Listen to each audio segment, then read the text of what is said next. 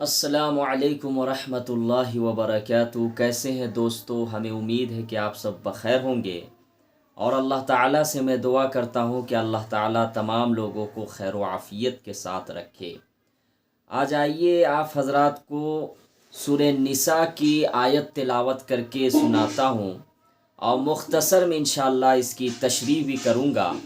اور یہ وہ آیت ہے جو نکاح میں جو ہے ہر علماء اس کو پڑھتے ہیں، نکاح پڑھانے والے جو ہیں اس آیت کی تلاوت کرتے ہیں۔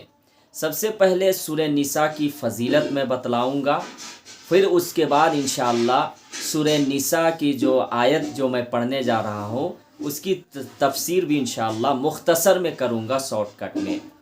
اعوذ باللہ من الشیطان الرجیم، بسم اللہ الرحمن الرحیم۔ يا أيها الناس اتقوا ربكم الذي خلقكم من نفس واحدة وخلق منها زوجها وبث منهما رجالا كثيرا ونساء واتقوا الله الذي تساءلون به والأرحام ان اللہ کان علیکم رقیبا۔ ترجمہ اس کا سن لیجئے کہ اے لوگو اپنے پروردگار سے ڈرو، یا ایھا الناس اتقوا ربکم الذی، اے لوگو اپنے پروردگار سے ڈرو جس نے تمہیں ایک شخص سے پیدا کیا اور اسی سے اس کی بیوی کو پیدا کر کے ان دونوں سے بہت سے مرد اور عورتیں پھیلا دی۔ اس اللہ سے ڈرو جس کے نام پر ایک دوسرے سے مانگتے ہو، اور رشتے ناتے توڑنے سے بھی بچو، بے شک اللہ تعالیٰ تم پر نگہبان ہے۔ سورہ نساء کی فضیلت سن لیجئے۔ حضرت ابن عباس رضی اللہ تعالیٰ عنہما فرماتے ہیں کہ یہ سورت مدینہ شریف میں اتری۔ حضرت عبداللہ بن زبیر اور حضرت زید بن ثابت رضی اللہ تعالیٰ عنہما بھی یہی فرماتے ہیں۔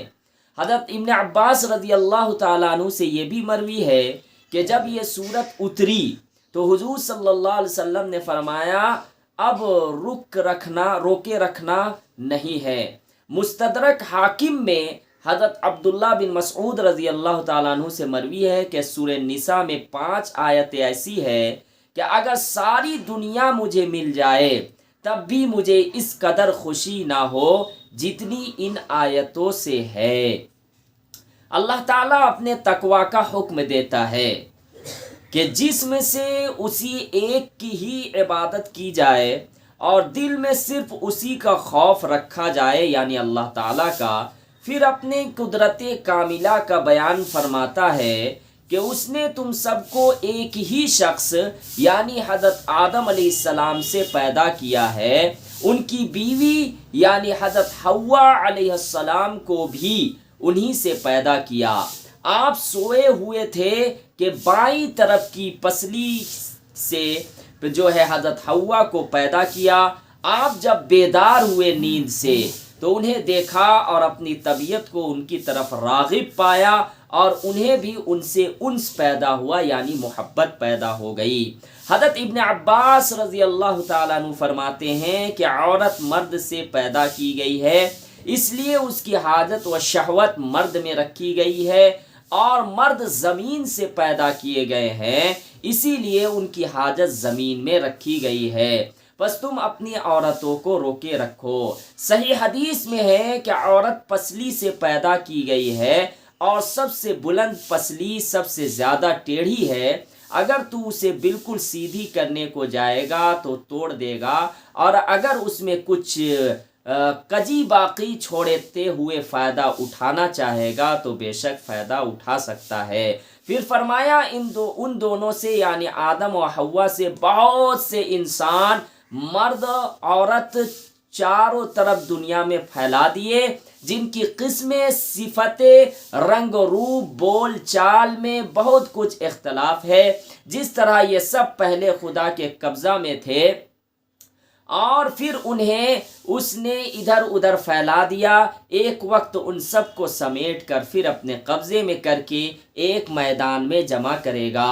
پس اللہ تعالیٰ سے ڈرتے رہو، اس کی اطاعت عبادت بجا لاتے رہو، اسی خدا کے واسطے سے اور اسی کے پاک نام پر تم آپس میں ایک دوسرے سے مانگتے ہو، مثلا یہ کہنا کہ میں تجھے اللہ کو یاد دلا کر اور رشتے کو یاد دلا کر یوں کہتا ہوں کہ اسی کے نام کی قسمیں کھاتے ہو اور عہد و پیمان مضبوط کرتے ہو۔